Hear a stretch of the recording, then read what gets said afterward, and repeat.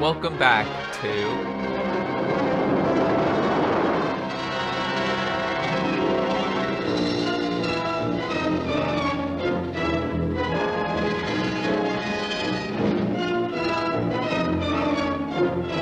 and today we're going to be reviewing the last 6 chapters of King of the Rocketman. At this point, we know the format for this serial. We start chapter 7 with King jumping out of the truck and they lose the equipment inside the vehicle, but who cares? In Millard's lab, we see a new invention called the Decimator, the thing at the opening credits, that can melt metals, which will obviously be used later in the serial. Other than that, honestly, nothing new happens that we haven't already seen in the previous chapters. Two armed goons try to steal an object, King tracks them, they fight, except King loses this one until he doesn't and gets the upper hand. He puts on the Rocketman suit, one of his friends get kidnapped, and he saves them.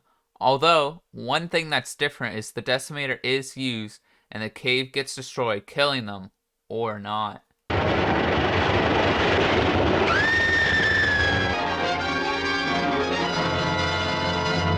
Once again, King and friends don't actually die, except for maybe Millard. This part, though, may be a surprise to you, but one of Volcan's goons tried to steal some information, except this time, it's not a normal goon, but one of the fellow scientists under a trance, and King knows the cure, which by the looks of what it is, I think it's hard liquor. But the scientist rejects it because he hates hard liquor. No, Vulcan! Who is Vulcan? Quickly, Von Strum. Who is Dr. Vulcan? Vulcan, he's... Anyways, the scientist breaks out of the trance, I guess, without the need of liquor, and King goes to the destination of where the entranced scientist was supposed to go to see if he can finally find Vulcan. But newsflash, he doesn't, and ends up gaining nothing from his plan. King, not really accomplishing anything, remembers there's one thing he can do, which is put on the Rocketman suit, which he does and flies to Linda's house, where some goons break in and try to get rid of the scientist who is entranced so he doesn't reveal who Vulcan is. And before they could kill him, Rocketman swoops in and it ends. Which I think is kind of an abrupt ending and not as action-packed as the other ones, but it is what it is. So, Rocketman swoops in and the goons run away, but before they do, they kill the scientist who is going to spill the beans. We cut to King, who's working on the Decimator, the last thing Millard made before his death, which means it must be important. As he explains the invention to his friend, we cut to Vulcan, who gives a goon a tracking device to locate King's hideout. By using this gadget, I can locate the hiding place where King is working on the Decimator. Precisely. The goons get to King's hideout and bait him with a goon on a motorcycle, so he leaves and they steal the Decimator.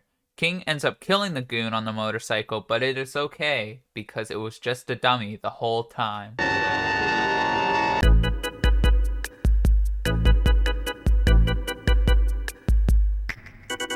With a little help from the police, King tracks down the truck that has the Decimator, and once there, he finds out that he was too late because the Decimator is gone, and he ends up setting off a trap that blows up the vehicle, killing him potentially.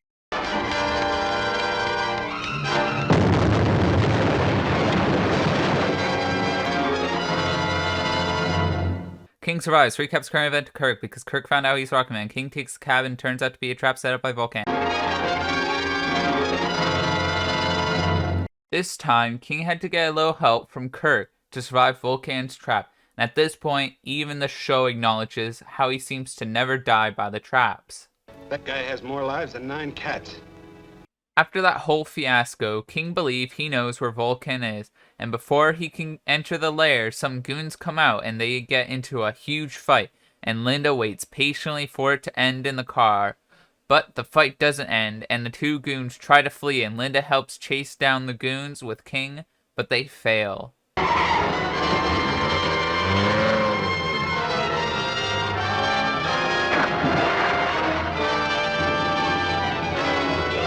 I bet you thought it was gonna end there. But for once they didn't, and on a fake death.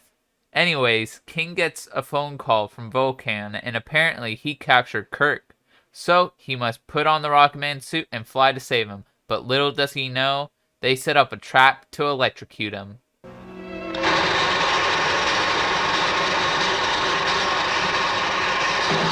Little do they know, he would be entering through the window. And oh my gosh! Why wait? I'm right here. Bryant, so you're Dr. Vulcan. Yes, Dr. Vulcan. And there we have it, the big reveal that Ryan, some random scientist at the board meetings, is Dr. Vulcan. And he makes King go into the electrical machine, giving us our last fake death. Now we're at our final chapter, and what a way to end it. First of all, King doesn't die, of course, and Vulcan runs off to New York, and they follow him. Little do they know, Vulcan is hiding on Fisherman's Island, which is where they will use the decimator.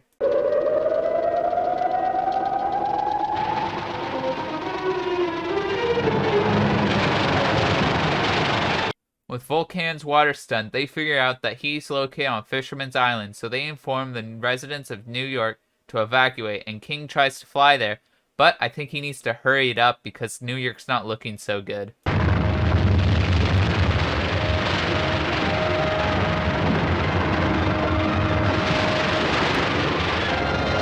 At this point, I think King is a little too late. Just looking at everything is falling apart. Pretty much everyone is dead, especially this little model of a man. But King shows up and he isn't having it and immediately destroys the machine and brutally fights off Vulcan and one other guy. But he didn't even need to do that because the cavalry has arrived and destroys more than he ever could.